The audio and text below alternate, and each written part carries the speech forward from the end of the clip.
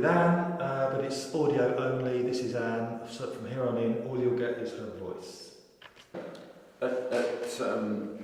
In the weaving shed, were there any injuries or the impact on you? Was there a lot of fly in the air? Yes.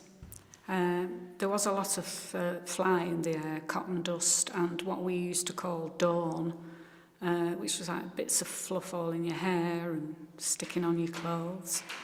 As regards injuries there, I did see some quite bad accidents where people's hands were injured, usually through carelessness, where safety guards weren't put on the looms. I was quite safety conscious. I can remember one day I was just pulling a loom on and this chap popped up from the back and he had an oil can in his hand. And he said, "Oh, I'm just oiling this machine." And I said, "Well, you should have put the safety catch on." I said, "I nearly knocked you out." But I also had an injury one day where a piece of metal on a machine sliced through my finger and I had to go to hospital and have some stitches. And I think I was off work for a couple of weeks because the nerves in the end of your fingers can be very sensitive. And also I was a bit frightened about going back.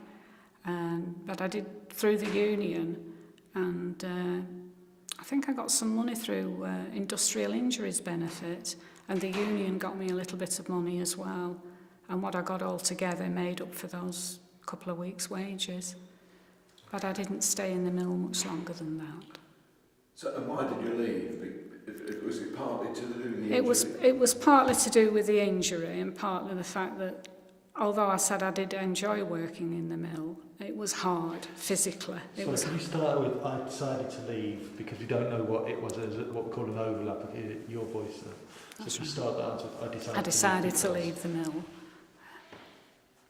I decided to leave the mill partly through the injury I'd had and partly through the fact that I thought I can't do this forever. It's such a hard job. It was a hard physical job.